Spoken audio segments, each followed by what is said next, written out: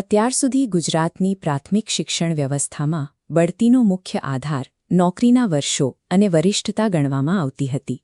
જો કે શિક્ષણ વિભાગના તાજેતરના નીતિગત ફેરફારથી આ જૂની પ્રથા હવે બંધ કરવામાં આવી છે. હવે વરિષ્ઠતાના સ્થાને મેરિટ આધારિત પ્રક્રિયા અમલમાં આવી છે. શિક્ષણ વિભાગના આ નોટિફિકેશનમાં જે 4 મે 2026ના રોજ બહાર પાડવામાં આવ્યું છે, સ્પેશિયલ કોમ્પિટિટિવ એક્ઝામિનેશન માટેના નવા નિયમો જાહેર કરવામાં આવ્યા છે. આ વિડીયોમાં આપણે 2026ના આ નવા HTAT નિયમોનું વિશ્લેષણ કરીશું અને આ ગેઝેટમાં રહેલી વહીવટી શરતોને સમજીશું. હવેથી શાળાના મુખ્ય શિક્ષક બનવા માટે માત્ર અનુભવ પૂરતો નથી. આ પદ મેળવવા માટે ઉમેદવારે નિર્ધારિત સ્પર્ધાત્મક માપદંડોને સંતોષવા પડશે. આ નિયમ પુસ્તિકામાં પરીક્ષામાં બેસવા માટેના પાત્રતાના ધોરણો સ્પષ્ટપણે વ્યાખ્યાયિત કરવામાં આવ્યા છે. અહીં નિયમ 3 મુજબ ઉમેદવારોએ સબોર્ડિનેટ સર્વિસીસ માટેના પ્રવર્તમાન ભરતી નિયમો હેઠળ નક્કી કરેલી લાયકાત ધરાવવી અનિવાર્ય છે. રાજ્ય પરીક્ષા બોર્ડ આ સમગ્ર પ્રક્રિયાનું આયોજન કરે છે અને ઉમેદવારોની પાત્રતા નક્કી કરવાની આખરી સત્તા ધરાવે છે. બોર્ડ દ્વારા નિર્ધારિત ફોર્મેટ મુજબ ઉમેદવારોએ માત્ર ઓનલાઈન માધ્યમથી જ પોતાની અરજી સબમિટ કરવાની રહેશે. આ પ્રારંભિક લાયકાત ધરાવતા ઉમેદવારો જ 150 ગુણની આ ઉચ્ચ સ્તરીય સ્પર્ધાત્મક પરીક્ષામાં બેસવા માટે પાત્ર ઠરશે. આ પરીક્ષા એક જ તબક્કાની લેખિત કસોટી છે, જેમાં 150 ગુણના હેતુલક્ષી એટલે કે MCQs પ્રકારના પ્રશ્નો પૂછવામાં આવશે.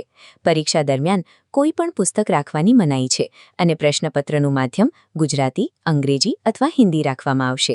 નિયમ 7 મુજબ સામાન્ય કેટેગરીના ઉમેદવારો માટે પાસ થવાનું લઘુત્તમ ધોરણ 40% નક્કી કરવામાં આવ્યું છે. અનુસૂચિત જાતિ અને અનુસૂચિત જનજાતિના ઉમેદવારો માટે આ પાસિંગ ધોરણમાં 5%ની રાહત આપવામાં આવી છે. પરીક્ષા ખંડમાં કોઈપણ પ્રકારના ઇલેક્ટ્રોનિક ઉપકરણો લાવવા અથવા ગેરરીતિ કરવા સામે કડક શિસ્તભંગના પગલાં લેવાની જોગવાઈ છે. જો કે માત્ર 40% ગુણ મેળવવા એ પૂરતું નથી, કારણ કે અભ્યાસક્રમમાં વિષયોનું ભારણ અલગ અલગ રાખવામાં આવ્યું છે. આ ચાર્ટ 150 માર્ક્સના વિભાજનને સ્પષ્ટ કરે છે, જેમાં 50 ગુણ સામાન્ય જ્ઞાન માટે અને 100 ગુણ વિષય સંબંધિત જ્ઞાન માટે ફાળવવામાં આવ્યા છે. પાર્ટ 1માં ઉમેદવારે 45 મિનિટમાં 50 પ્રશ્નોના જવાબ આપવાના રહેશે. આ વિભાગમાં ગુજરાતના સંદર્ભમાં ભારતનો ઇતિહાસ, ભૂગોળ અને સામાન્ય બૌદ્ધિક ક્ષમતા કસોટીનો સમાવેશ થાય છે. ઉપરાંત નાગરિકના મૂળભૂત અધિકારો, સામાન્ય વિજ્ઞાન અને માહિતી ટેકનોલોજીના પ્રાયોગિક જ્ઞાનને પણ અહીં મહત્વ અપાયું છે. આ વિભાગ ઉમેદવારની મૂળભૂત બૌદ્ધિક સજ્જતા તપાસે છે, પરંતુ મેરિટમાં સ્થાન મેળવવા માટે પાર્ટ 2 નિર્ણાયક ભૂમિકા ભજવશે. આ વિભાગ 100 ગુણનો છે અને તેના માટે 90 મિનિટનો સમય નિર્ધારિત કરવામાં આવ્યો છે. અહીં 1947ના ગુજરાત પ્રાથમિક શિક્ષણ અધિનિયમ અને 2009ના શિક્ષણના અધિકાર RTE એક્ટની ઊંડી સમજ જરૂરી છે. અભ્યાસક્રમમાં રાષ્ટ્રીય શિક્ષણ નીતિ 2020 NEPના નવીન પાસાઓનો પણ સમાવેશ કરવામાં આવ્યો છે. 8મો મુદ્દો શાળા સંચાલન અને વહીવટી કુશળતા પર ધ્યાન કેન્દ્રિત કરે છે, જે મુખ્ય શિક્ષકની મુખ્ય જવાબદારી છે. શિસ્ત પાલન માટે પંચાયત સેવાના નિયમો અને બાળકોના રક્ષણ માટે પોક્સો એક્ટ જેવી કાયદાકીય બાબતોનું જ્ઞાન પણ અહીં ફરજિયાત છે. માહિતી અધિકાર અધિનિયમ અને શિક્ષણ વિભાગના પ્રવર્તમાન ઠરાવોની સમજ ઉમેદવારને જવાબદાર અધિકારી તરીકે તૈયાર કરે છે.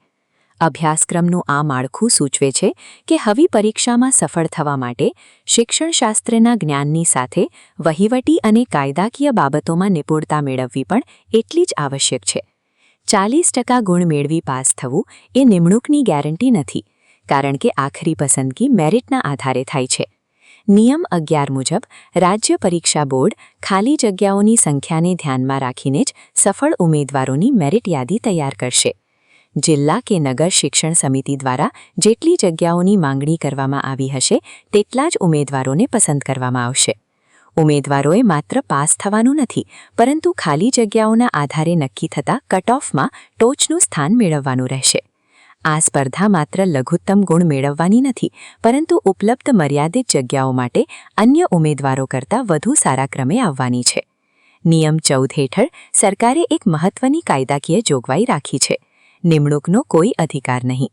આ સ્પષ્ટ કરે છે કે પરીક્ષામાં સફળતા મેળવવાથી ઉમેદવારને નિમણૂક મેળવવાનો કોઈ કાનૂની હક મળી જતો નથી. નિમણૂક કરતા અધિકારી ઉમેદવારની યોગ્યતા અને પગીક સર્વિસ માટેની અનુકૂળતા અંગેની જરૂરી તપાસ બાદ જ આખરી નિર્ણય લેશે.